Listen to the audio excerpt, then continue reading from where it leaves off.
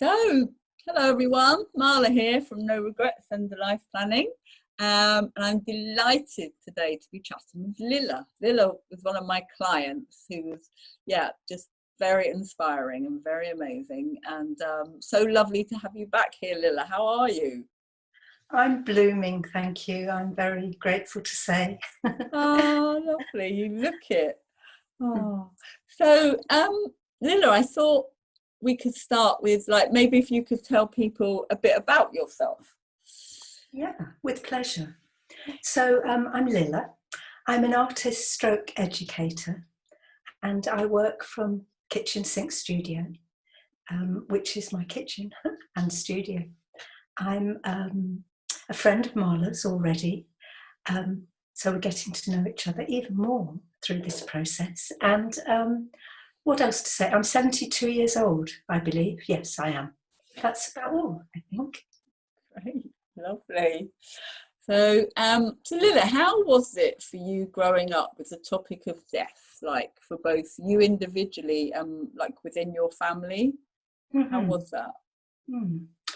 I would say it was a complete no-go area, verboten, forbidden, in line with the rest of the culture. Nothing exceptional there. In a death-phobic society, my family fell in line and thought of it as a morbid topic. I remember elderly people in houses on the housing estate with their curtains closed, and I discovered they were dying, but we didn't speak of it. So that's the general context, no, not to be spoken of. Wow, thank you. Oh. Okay, so what would you say your main motivation was for joining, kind of working maybe with end of life planning? Well, I'd always been aware of death off in the corner, even as a child growing up. It was a kind of magnetic attraction and repulsion. So in my adult life, I've investigated with fear. I've always seemed to have had fear alongside it. So I've looked at the Tibetan Book of Living and Dying and various philosophies in an attempt to meet death head on. And it got to the stage where it became like a hippopotamus in the corner, and I was stepping over it, and I could no longer ignore it. I knew I needed to face it. And when I heard from you what you were doing, I thought, this is a chance to get help. So getting help for me as an independent woman is incredibly important and humbling. It's great to have a companion on the path. Yeah.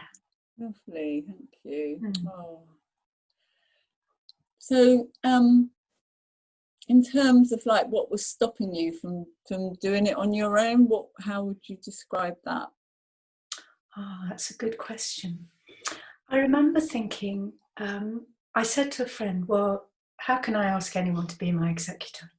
That's like a burden. And she said, or a fantastic privilege. And it's like, chung. It was like a reframing. And this is something I'd wanted to address. I wanted to reframe everything I know about death. Because we all say, I know I'm going to die, we all are. But it's like a conceptual thing. It's not an actual visceral experience. And so, that's what I wanted to address. Like in terms of what was stopping you from getting this done on your own, what were the challenges? Very good question. There were challenges, definitely. It was as if every time I looked at it, I would see an obstacle. And one such obstacle would be, for example, talking to a friend about death and getting my affairs in order. To ask someone to be my executor felt like asking someone to carry a heavy load. And I said, well, what a burden. And she said, or a fantastic privilege. And it's like shifting the context. And this is what I wanted to do, as I could feel myself approaching the reframing of death so that I could move forward and not stay stuck with the never-ending challenges that come in. And then you go, oh, I think I'll ignore that. And so that was really useful to talk to friends, especially perhaps friends with children, because they all seem to take that step. Whereas perhaps not having children, one delays. I don't know if that's true for anyone else, but it's obvious with your children, you need to take care of business for when you've gone. Yeah. And then the paperwork, it felt like there would be humongous amounts of paperwork, wills, solicitors, legalese, all of which evoked horror in my freedom-loving mind. So, yeah, those were the obstacles I was becoming more and more aware of. Yeah, I think that's true for so many people. Becoming overwhelmed with, just the legality, the wording, I recently just helped my brother and his wife with their lasting power of attorney. Well, we went through it together, didn't we? We did. And I spoke to my sister-in-law, and she was just like, I'm ready to put the forms in the bin. So I was like, okay, let's just let's just go through this, and then it's so daunting, isn't it? I think when you're on your own doing this, and there's like a 24-page form. So it's true. And the sort of thing that we know we're going to find tricky, so instead of getting help or finding a solution, we avoid it completely. But it keeps lurking in the background somehow. So, yeah. And did you find that you had like peace of mind after you've got all this in place? It was an opening process from the moment we set off. Everything opened up. So a small example would be, I thought I'd be cremated because it'd be quicker and easier and better for everyone. But then I realised I loathe crematoria. And then I thought, oh, but I won't be there. Anyway, it was like an opening up and being accompanied on a journey towards peace of mind. So every step made the approach easier, and I became more and more confident and at home with death. It's just so this investigation, even looking at the LPAs, say the forms, the legalese, is I saw it as a step by step, moment by moment unfolding of becoming more at ease with death, and it really has been. Yeah, that's really inspiring. Thank you. It has been really inspiring working with you. Thank you. No, it's an absolute pleasure, an absolute privilege, really. So, what other questions have we got here? So, my next question was about having the one-to-one support and the guidance. So, you found that valuable by the sounds of that. Invaluable.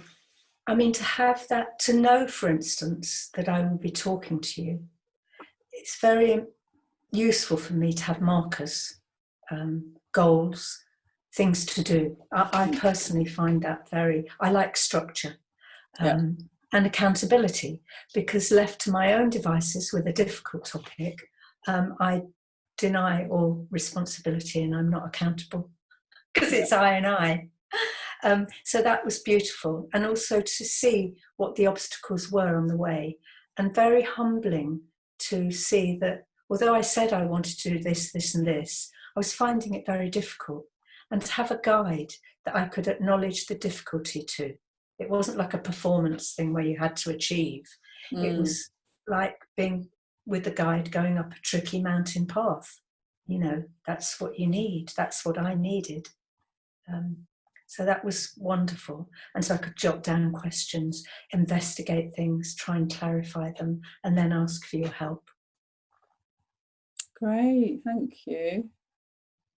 And did you find out many things that you didn't know along the way? Oh, I mean, it was unbelievable what I didn't know. And it quickly became apparent and easeful. Of course, you need to consider this, this and this. You have to think about who your executors are. It was kind of like learning to pay attention to the details was illuminating, and relaxing isn't quite the right word, but ease making. It soothed me, you know, to find ways to ask people to be my executor, you know, careful, thoughtful, kind ways to think things through. As I thought things through, and LPAs, lasting powers of attorney, as I thought those things through, it became clear what the process was and how people who are going to deal with everything when I've gone, what it would be like for them. So it was very, it showed me all the details. Yeah, I've got so many examples flooding around my mind. I was thinking, for instance, of a ceremony, a funeral, something I hadn't, you know, that one where people say, oh, just shove me in a box and, you know, put me through the burner. That kind of, I understand that attitude completely. I don't want to be, you know, it doesn't matter, I'll be gone. But there's no detail for anyone to follow. So what sort of funeral do you want? And through working with you, I saw that from thinking I wanted crematoria, I realised I wanted, the body might be useful in a coffin for people to say goodbye to. And then I thought, oh, green burial, oh, Arnos Vale up the road, my local woods and cemetery, I'll go there. And I walked the imagined funeral path myself, which was a kind of extremely wild thing to do, with all sorts of feelings, and somehow made it real and accessible and more at ease with the whole thing. Yeah, it's been wonderful, the whole journey. Yeah, and did you, I mean, that sounds just really profound. I mean, is that what you expected when you started out on this journey? Oh, I don't know really. All I knew was I needed help. You were the person, and I was going to get to where I needed to be. I mean, I was thinking as we speak, you know, if you'd said to me on a scale of 1 to 10, how do you feel about death, your death, and arranging everything, in terms of it being really tricky or really easy? If you'd asked me that and then afterwards said, where are you on that scale? I'd have gone from kind of 1 to 10 in terms of really tricky to real ease. Wow. So because the movement was so effortless, no, that's not true.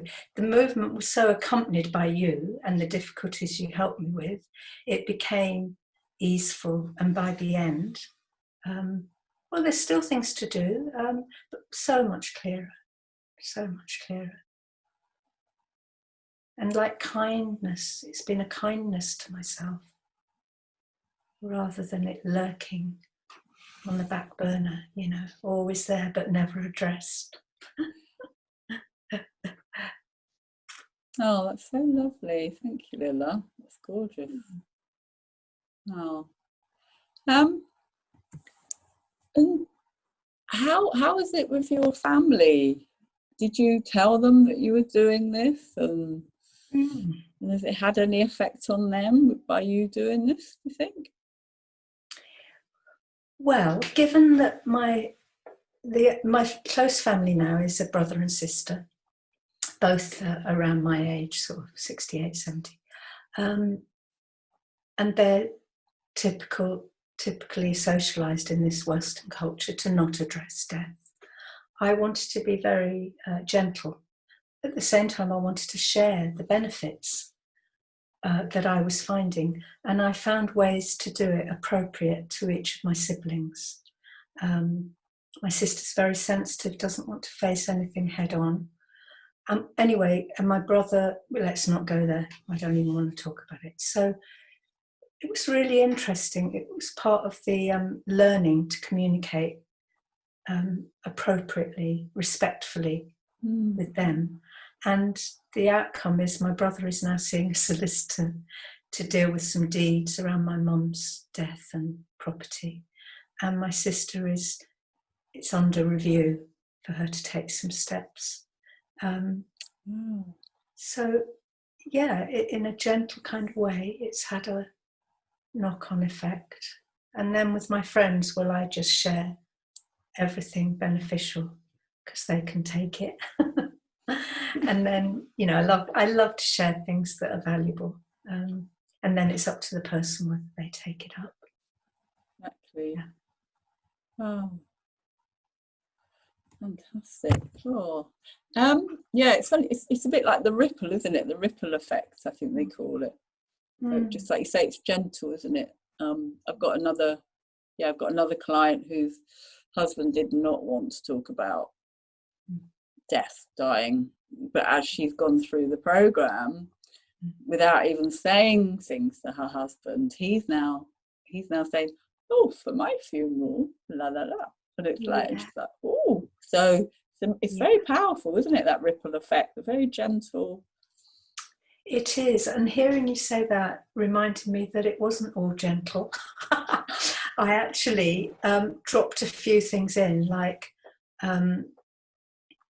who will actually know what your wishes are? Have you told anyone?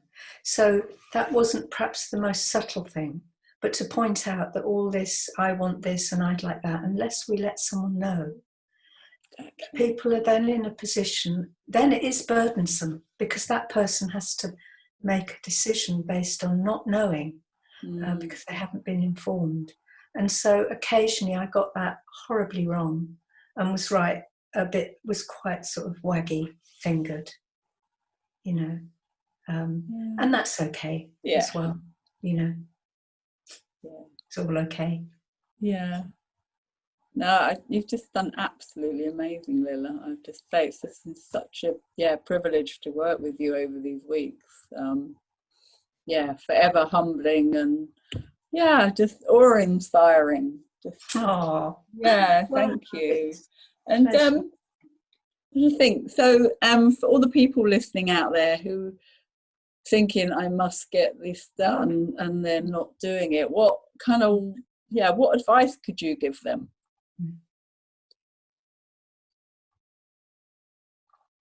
The main factor, I think, is to pay attention to who will be left to deal with your life, the effects of your life, your possessions, your funeral. Who knows what your bank is? How will they pay for the funeral? Who will pay for the funeral? How will people access? Or what to do with your furniture? How will people know? So it's really a kindness to the people left after you've gone. It's all right for me, I'll be off somewhere. And it really, for me, that was my main concept. That was the thing that I really brought into view all the time. So yes, this is difficult and so on, but who will be left to deal with it? And I've even taken photos of my precious possessions, some sacred objects, and thought who might like them. So it's a joyful thing, not just a big heavy weight that you're leaving. Oh, someone may love that locket that my grandmother gave me. And so to enjoy the process now of what it might be like later. So it's quite involving and healing. It's actually healing to take these steps. It's not horrific and morbid and all the things we've been trained to think it is. Wow, thank you. And how do you feel about life now? How's like looking at death and all the aspects? How's that made you kind of see your life now? Well, in a funny sort of way, it's like death is on my shoulder like a friend, and I feel more alive to the moment, each moment. I feel it's had a sort of, death has evoked life. It's like the two are part of the same whole now. rather than something the other half, over there in the corner. Thank you so much thank you so much for taking the time to share all this with us. It's incredible. Well, it's a pleasure, and thank you for the opportunity, because working with you has been so illuminating and so deeply soothing. That to be invited to be interviewed is a delight, because it's continuing the process. It's not done and dusted for me. I want it still to be alive in me, the death thing, because it's still, we're in a culture where it's not addressed, and it's not a personal failure to not want to look at all this. It's a societal, Western, materialist, capitalist culture we're in, where the nitty-gritty and the real things of life are not addressed. So it takes courage and intention to take those steps. And I just would recommend anyone to work with you, anyone who's open to letting go of the taboos and really facing death directly. Wow, thank you, Lilla. That's amazing. Oh. Thank you. Oh, so welcome. Oh, lovely. Thank you. Well, that's about all for today. So, thank you so much for coming on, and see you again soon. Okay. Bye, Marla. Thank you. Bye. Thank you. Bye. Bye.